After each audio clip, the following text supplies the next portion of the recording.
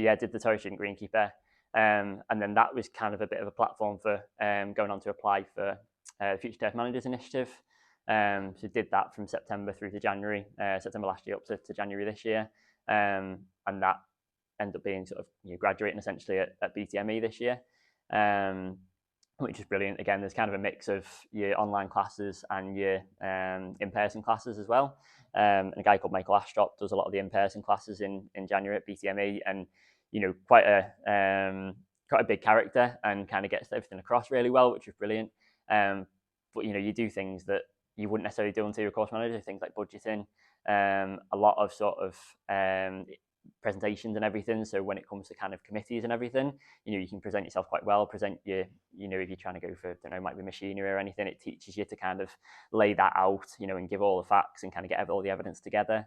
So yeah, really good experience. And I think that certainly then helped to kind of, when I went for Toro Student Greenkeeper this year, my name was already there in terms of what I'd gone for, and I obviously, thought education was key within the industry.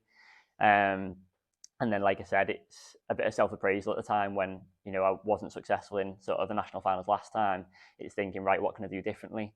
And simple things was like I went and, from contacts I'd made within the industry, went and obtained a load of different seeds for the grass and seed identification task.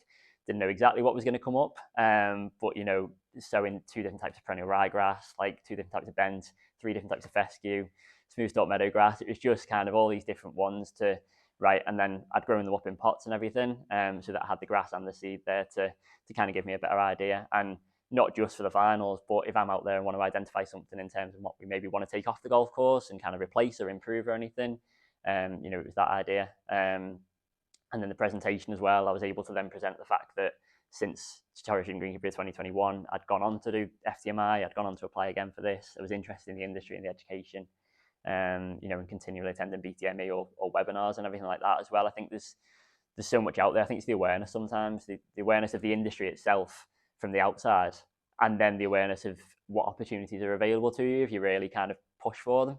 And kind of different greenkeepers that I've spoken to and stuff, some of them know about it, but some of them, never really think to look on the bigger website, and they might be a member through the club or anything, but, it's thinking, right, well, these are, essentially free opportunities where you can go and get this education, where you can go and get these different experiences that really kind of, even if it's just from a networking basis, you go and meet these greenkeepers.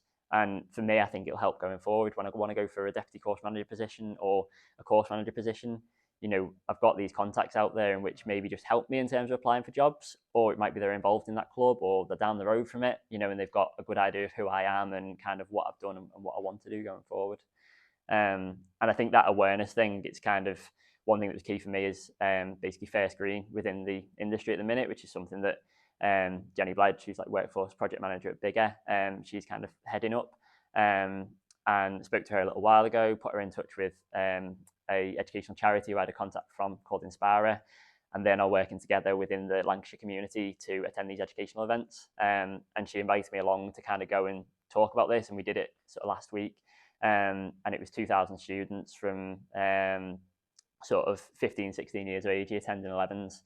And basically, we had the banners up and everything. And for me, I went and took, things like a knapsack and some different products, some chainsaw gear and everything from another qualification you could get, took the grass and seed pots and everything that I'd got from, doing Toro Student Greenkeeper, from growing them up and everything, and the amount of people who come up and kind of, you say to them, do you understand what it is? Do you know what it is? And, some of them might turn around and say golf, others, turn around and say, no idea, and it's like, you've got bunkers there on a big banner, but it's still like, I'm not sure what it is. And certainly when you ask what it involves, then it's like, well, you say to them, you've got, all your grass and seed, you've got your soil biology and everything here. You've got some chainsaw gear down the bottom here. You've got took irrigation heads and pipes and everything, and said, well, you've got a full irrigation, sort of in terms of maintenance and everything you've got to do. You've got your knapsack sprayer over there, which is another qualification. And I think one thing which I wish I'd done had I come into it, at 16, if I'd had the opportunity rather than 27, is I'd have gone and travelled.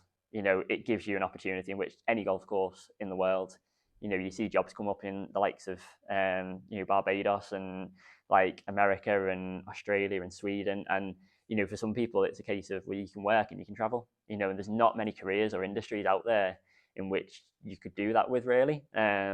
So I think it's just getting that out there as well. You know, you can go and see the world whilst you're doing the job, and give yourself 5, 6, 7 years in it maybe, and then you could settle somewhere, and you know, somewhere that you wanted to be. You know, even in that this morning, it's like I'd still rather be out there than in here, in all honesty. You know, it's like, and I'd still rather be out there than, you know, in an office or anything.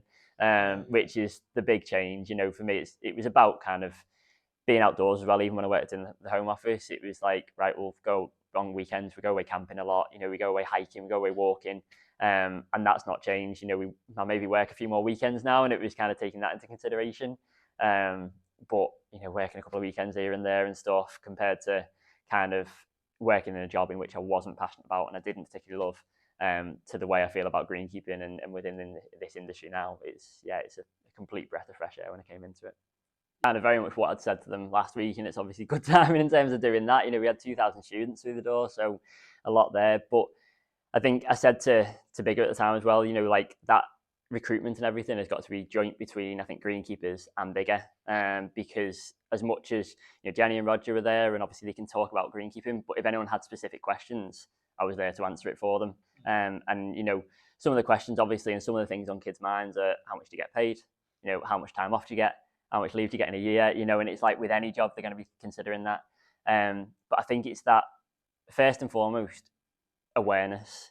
You know, Bigger didn't attend really many of these educational events and stuff before this, you know, and that's the idea of this workforce project manager and Jenny coming in and obviously going forward, and you know, we need to attend these educational events. And then in terms of me, what I said to these students was, you know, first of all, do you have any idea what it is? Do you understand what it is? And then when they turn around and, you know, 90% of them say no, it's a case of, right, yes, it involves turf maintenance, and you are obviously cutting grass with, you know, on a daily basis, but you've got a fleet of machinery in which you could, you know, you're obviously using, you're learning how to use it on a daily basis. If you enjoy the mechanic side of things, you've got this maintenance of machinery, again, you know, on a daily basis. And if you want to go down that route, there's mechanic greenkeeper jobs out there. You further qualifications in what you'll do. You might get a new chainsaw license so that you can go and do woodland management out on the golf course, and learn from an ecology aspect of maybe like dead trees out there and everything, why we make up sort of, you know, bug hotels and brash piles and everything, what's going to be living in there. You know, go down that ecology route if you're really interested in it, which is something I've done and I'm quite passionate about. And then kind of the product side of things, we had a knapsack there, but you know, ideally I'd had a, you know, our sort of ride-on sprayer there and everything for them and stuff to see. And it's like, again, it's learning how to use that, but also from, you know, your maths point of view, kind of like learning how to, you know, calculate all your spraying and everything, and how to use that machinery, but again, how to maintain that sprayer, whether it be just, you know, checking filters and cleaning them and everything, you know, using your different nozzles because they're spraying at a different rate and different pressures and everything. And again, you know, if you wanted to go down that route, you've got, you know, spray technician jobs. And then kind of said about the irrigation side of things as well. You know, you've got this sort of full irrigation on, you know, most golf courses, in which, again, you go from, you know, the irrigation tank to the pump house, right out to your heads out on the course. You know, you might have different stations for different greens and everything for different heads. You know, low angle nozzles for like sort of, you know, windy greens and everything. And no one thinks that far into it. You know, they think that you spray water, that's it, it's done. You know, but you know, that pressure that's got to be under and everything, and then even draining down the site, you know, coming into winter, and then kind of, you know, back in spring, kind of bringing it back up again.